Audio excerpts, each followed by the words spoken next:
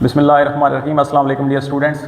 Second year physics की new book का first chapter number 13 जो है वो हमने कंप्लीट कर लिया है और आज हम उसकी एक्सरसाइज करने जा रहे हैं। तो एक्सरसाइज में सबसे पहले मल्टीपल चॉइस क्वेश्चंस हैं जो आपको आपकी स्क्रीन पर भी नज़र आ रहे होंगे। सबसे पहला जो क्वेश्चन है मल्टीपल चॉइस वो हमारे पास है, which condition is necessary for most gases to behave nearly ideally, कि गैसेज के लिए कौन सी कंडीशन ज़रूरी है कि वो आइडियल गैस के तौर पर बिहेव करें। तो आइडियल गैसेज वो होती हैं जो सारे गैस लॉज को ओबे करती हैं और उनके लिए इंटर मालिक्यूलर फोर्स जो है वो नेग्लिजिबल होनी चाहिए और मालिक्यूल का जो साइज़ है, जो वॉल्यूम है, वो ओवरऑल वॉल्यूम के मुकाबले में बहुत ही कम होना चाहिए। तो इसका मतलब ये है कि ये तब हो सकेगा जब टेम्परेचर बहुत ज़्यादा होगा और इंटर मालिक्यूलर फोर्सेज जो हैं वो नेग्लिजिबल होंगी। तो इसके लिए हाई टेम्परेचर चाहिए और लो प्रेशर चाहिए, क्योंकि गैस का ओवरऑल वॉल्यूम ज़्यादा होगा तो मालिक्यूलर साइज गैस के ओवरऑल वॉल्यूम के मुकाबले में कम होगा। तो इसका जो ऑप्शन बी है वो करेक्ट ऑप्शन है, high temperature and low pressure. तो जो फर्स्ट एमसीक्यूज है इसका ऑप्शन बी जो है ये करेक्ट ऑप्शन है। सेकंड एमसीक्यूज हमारे पास है, VRMS of gas molecule is 300 metre per second if its absolute temperature is reduce to half and molecular weight is doubled then VRMS will become. Root mean square value of gas दी हुई है, वो कह रहा है कि वो है 300 मीटर पर सेकंड और अगर हम इसके टेम्परेचर को हाफ कर दें और मॉलिक्यूलर वेट को डबल कर दें तो इस वैल्यू पे क्या इफेक्ट होगा। तो रूट मीन स्क्वायर वैल्यू जो है वेलोसिटी की ये डायरेक्टली प्रोपोर्शनल होती है अंडर रूट T/m के। तो जिस तरह कंडीशन दी हुई है, अगर टेम्परेचर को हम हाफ कर दें यानी इसकी जगह पे T/2 कर दें और मैस को हम डबल कर दें यानी इसकी जगह पे 2m कर दें तो हमारे पास ये बन जाएगा T/2 2 आर 4m और नीचे ये जो 4 है इसका अंडर रूट आएगा 2 तो हमारे पास आ जाएगा 1/2 और बाकी सेम वही आ जाएगा T/√m। अब T/√m ये root mean square value of velocity है, तो इसका मतलब है ये 1/2 VRMS आ जाएगी, यानी जो वेलोसिटी है ये हाफ हो जाएगी। 300 मीटर पर सेकंड है तो ये हो जाएगी 150 मीटर पर सेकंड। तो इसका जो करेक्ट ऑप्शन है वो हमारे पास बी है, 150 metre per second. Third MCQs हमारे पास है, the root mean square speed of gas at 27 degree centigrade is v। अब वो कह रहा है कि रूट मीन स्क्वायर जो है उसने कोई वैल्यू नहीं दी, उसको कह दिया कि वो v है। जो टेम्परेचर है हमारे पास पहला वो है 27 डिग्री सेंटीग्रेड, इसको केल्विन में कन्वर्ट करें ये आ जाएगा 300 केल्विन। फिर वो कह रहा है टेम्परेचर जो दूसरा है हमारे पास वो है 327 डिग्री सेंटीग्रेड, इसको भी केल्विन में कन्वर्ट करें तो ये आ जाएगा 600 केल्विन। यानी टेम्परेचर यहाँ से आप आइडिया ले सकते हैं कि 300 से 600 हो गया, यानी डबल हो गया। टेम्परेचर अगर डबल हो जाए the root mean speed of the gases, तो रूट मीन स्पीड जो है उस पर क्या इफेक्ट होगा। अब इस एमसीक्यूज में उसने सिर्फ टेम्परेचर का जिक्र किया है, तो रूट मीन स्क्वायर स्पीड जो है ये डायरेक्टली प्रोपोर्शनल होती है अंडर रूट T के। तो अगर टेम्परेचर को डबल कर दें यानी 2T कर दें तो ये हमारे पास अंडर रूट 2 और साथ T आ जाएगा, तो अंडर रूट 2 जो है वो इसी तरह और T जो है अंडर रूट ये VRMS के इक्वल है। तो इसका मतलब है जो root mean square value of velocity है वो अंडर रूट 2 टाइम इंक्रीज हो जाएगी और इसकी जो वैल्यू है वो हमारे पास v है, तो ये आ जाएगा अंडर रूट 2v। तो इसका जो करेक्ट ऑप्शन है वो हमारे पास C है, अंडर रूट 2v।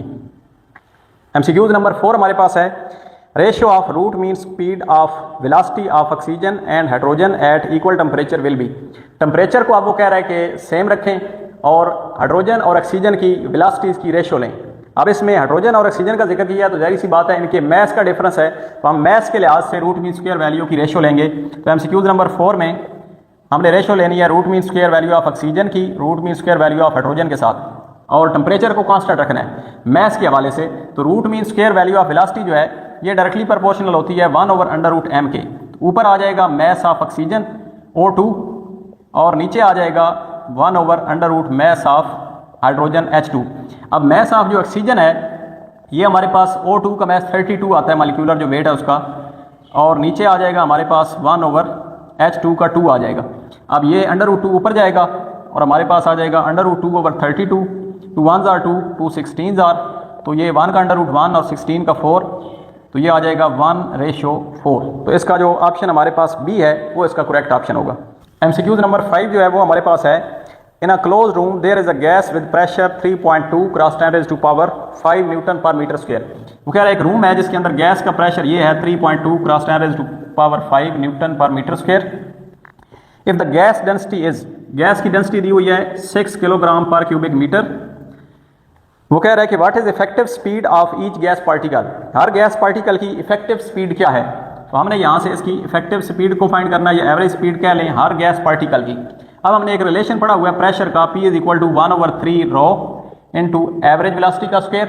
यहाँ से 3 जो है इस साइड पे ले आए, मल्टीप्लाई हो गया, रो यहाँ पे डिवाइड हो गया, ये आ जाएगा v का स्क्वायर। अब इसमें वैल्यू पुट कर दें और अंडर रूट अगर लेके पुट करें तो इस तरीके से ये आ जाएगा 3p ओवर रो, क्योंकि हमने सिर्फ एवरेज वेलोसिटी निकालनी है तो अंडर रूट लिया। यहाँ पे p की वैल्यू यहाँ पे लगा दें, प्रेशर की 3 इंटू 3.2 क्रॉस 10⁵ और डेंसिटी की अगर वैल्यू लगाएं 6, ऊपर इसके अंडर रूट है, ये हमारे पास आ जाएगा 3 1s are 3, 3 2s are 6 और 3.2 को अगर 2 पे डिवाइड करेंगे और इसकी पावर 5 लेंगे और फिर इसका अंडर रूट लेंगे तो इसका जो आंसर आएगा वो हमारे पास आएगा,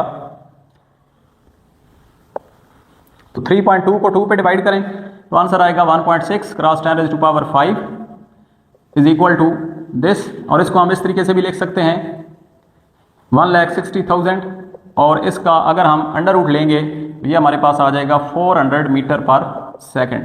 तो ये इसका करेक्ट ऑप्शन होगा जो ऑप्शन नंबर ए है। एमसीक्यूज नंबर 6 हमारे पास है, which statement is not the statement of kinetic theory of gases. कौन सी स्टेटमेंट इसमें काइनेटिक थ्योरी ऑफ गैसेज की स्टेटमेंट नहीं है। तो फर्स्ट इसका जो ऑप्शन है वो है molecules interact during collision, collision के दौरान मॉलिक्यूल इंटरेक्ट करते हैं, ये बिल्कुल बात दुरुस्त है। Molecules are in continuous random motion, ये बात भी हमने पढ़ी थी काइनेटिक थ्योरी में। Collision are of short duration, collision जो है वो शॉर्ट ड्यूरेशन के लिए होती हैं और मॉलिक्यूल जैसे ही टकराए फिर आगे चले जाएंगे, ये भी बात दुरुस्त है। लास्ट वाला है molecules are tiny hard sphere, यहाँ तक ये बात दुरुस्त है, ये हमने उसकी अजम्पशन में पढ़ा था। और आगे वो कह रहा है under going in elastic collision, तो हमने पढ़ा था कि काइनेटिक मॉलिक्यूलर थ्योरी के अंदर के गैस मॉलिक्यूल की कोलिजन इलास्टिक होती हैं, इन इलास्टिक नहीं होती। तो ये इसका जो करेक्ट ऑप्शन है वो डी वाला होगा। एमसीक्यूज नंबर 7 है, विच equation ensures that a star remain stable against gravitational collapses. कौन सी इक्वेशन हमें यह बताती है कि स्टार जो है वो स्टेबल रहेगा ग्रेविटेशनल कोलैप्सेस के दौरान। तो ये हमने स्टेलर एवोल्यूशन में इक्वेशन पढ़ी थी और उसका नाम था हाइड्रोस्टैटिक इक्वेशन। तो इसका जो ऑप्शन नंबर सी है वो इसका दुरुस्त ऑप्शन होगा, hydrostatic equilibrium equation. Question number 8 है, what happen to a star when its gravitational force becomes greater than its internal pressure. एक स्टार के साथ क्या होगा जब उसकी ग्रेविटेशनल फोर्स इंटरनल प्रेशर से ज़्यादा हो जाए। तो जब स्टार की ग्रेविटेशनल फोर्स ज़्यादा हो जाएगी तो ग्रेविटेशनल फोर्स कंट्रैक्ट करती है स्टार को इनवर्ड डायरेक्शन में, तो वो एक तो कंट्रैक्ट होगा साथ उसका टेम्परेचर इंक्रीज हो जाएगा। तो इसका जो ऑप्शन है बी वाला वो करेक्ट ऑप्शन है, the star contracts and its core temperature increases. अच्छा जी, अब हम शॉर्ट क्वेश्चन करने जा रहे हैं चैप्टर नंबर 13 के। पहला एक्सरसाइज शॉर्ट क्वेश्चन है हमारे पास, do all gases have same kinetic energy at same temperature, if yes then give example. कि क्या सेम टेम्परेचर पे सारी गैसेज की काइनेटिक एनर्जी सेम होती है, अगर होती है तो उसकी कोई एग्जांपल दें। तो हमने ये पढ़ा था काइनेटिक मॉलिक्यूलर थ्योरी में कि एवरेज काइनेटिक एनर्जी जो गैसेज की है वो डिपेंड करती है टेम्परेचर के ऊपर। तो अगर तो टेम्परेचर सेम है तो इसका मतलब है कि तमाम गैसेज की average kinetic energy per molecule जो है वो सेम होगी, और इसकी एग्जांपल भी साथ हमने नीचे दी हुई है। तो इसका आंसर होगा yes, all gases have same average kinetic energy at same temperature. According to kinetic theory of gases average kinetic energy depends only on absolute temperature. Equation हमने पढ़ी थी kinetic energy average is equal to 3/2 kBT। तो इसमें 3/2 भी constant है, kB भी constant है, तो इसका मतलब है एवरेज काइनेटिक एनर्जी डिपेंड करती है टेम्परेचर के ऊपर। अगर टेम्परेचर सेम होगा so at same temperature all gases have same kinetic energy. इसकी एग्जांपल है हमारे पास, मिसाल के तौर पे गैसेज हैं हमारे पास ऑक्सीजन और हाइड्रोजन। अब इनको वैसे देखें तो इनके मैसेज जो मॉलिक्यूल के हैं वो डिफरेंट हैं, लेकिन अगर जो है इनका टेम्परेचर सेम है और ये रूम टेम्परेचर पे है मसलन 300 केल्विन पे, तो इनकी एवरेज काइनेटिक एनर्जी जो है वो सेम होगी। क्वेश्चन नंबर 2 है हमारे पास, वो बिल्कुल सेम क्वेश्चन नंबर 1 की तरह ही है। उसमें उसने सिर्फ 2 गैसेज का जिक्र किया है। वो कह रहा है कि a vessel is fitted with mixture of 2 different gases, will its mean kinetic energy per molecule of gases be equal, explain. कि 2 गैसेज हैं और एक ही कंटेनर के अंदर बंद हैं, क्या उनकी एवरेज काइनेटिक एनर्जी जो है वो सेम होगी उनके मॉलिक्यूल की। तो दोनों गैसेज चूंकि एक ही कंटेनर के अंदर बंद हैं तो उसका मतलब उनका जो टेम्परेचर होगा एब्सोल्यूट टेम्परेचर उनके मॉलिक्यूल का वो सेम होगा।